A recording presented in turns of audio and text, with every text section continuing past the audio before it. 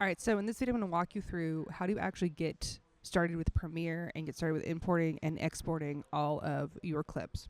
So to start with, you should have down here, I highly recommend getting Premiere pinned to your toolbar down here on the bottom of your page. But if you do not have it, you can just click on the Start button and look up your Creative Cloud and make sure that you are signed in.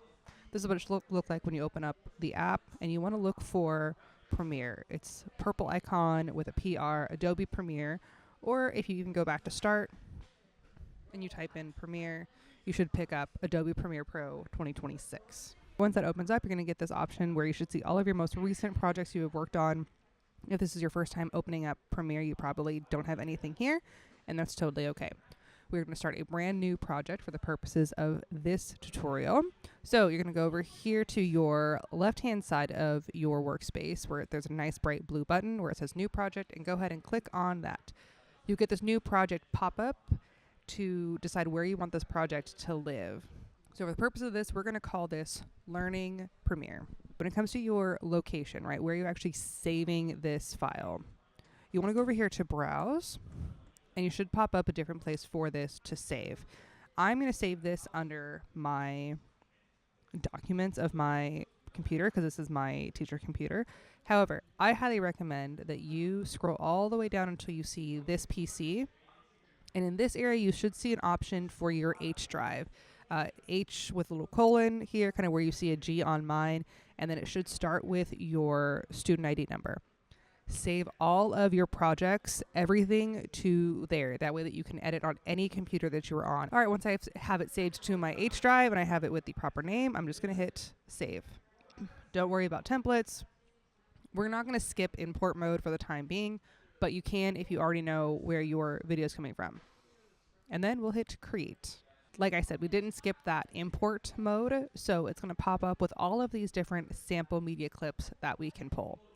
For these purposes, we're just going to pull maybe like 6 or so different videos. All right, so once I have the 6 that I'm happy with, I'm just going to come down back to my bottom right-hand corner of my screen, and I'm going to select import. All right, so since we selected the import mode from the very, very beginning of our project, it decided to put all of the clips onto our timeline down here. Timeline or sequence, both are kind of interchangeable. That's this big workspace you have down here on the bottom part of your project. For these purposes, I don't want to have this to start with, so I'm just going to click and hold and drag my mouse to select all of it and just hit delete.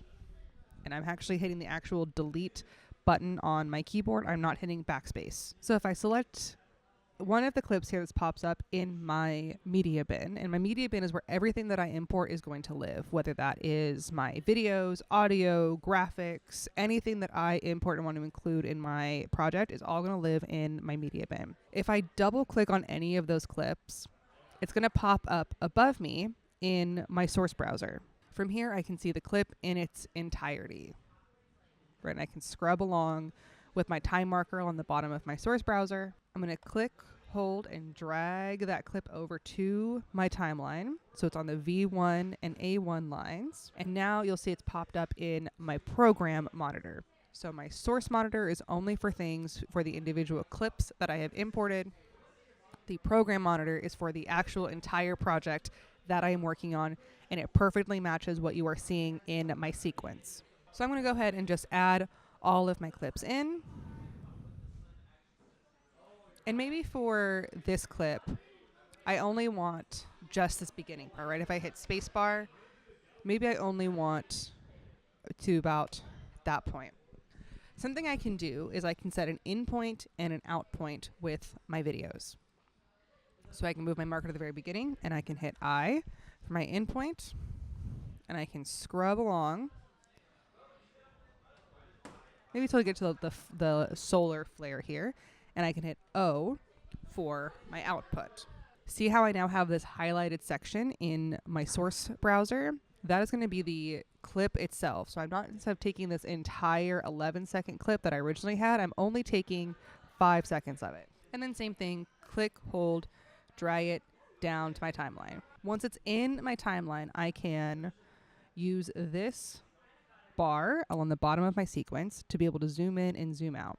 So I can either hold this and kind of scoot it along to move around my timeline, or I can click and hold the edges. If I push in, I zoom in. If I pull out, I zoom out. Now I need to actually export it. Export is how I take it from being a project file to being an actual MP4 file. In Premiere, I'm going to either go up here to export, or I can do the same thing by hitting File and finding Export up here in my very, very top white toolbar. Okay, so now that I am in export mode, I'm going to change my file name to back to what I called my project name, and we're just going to call this Learning Premiere. And right here under where it says Location, I'm going to click on that again. And now you'll notice that you can't actually export videos or save any MP4 or MP3 files to your H drive. So your best bet is to save this to your desktop.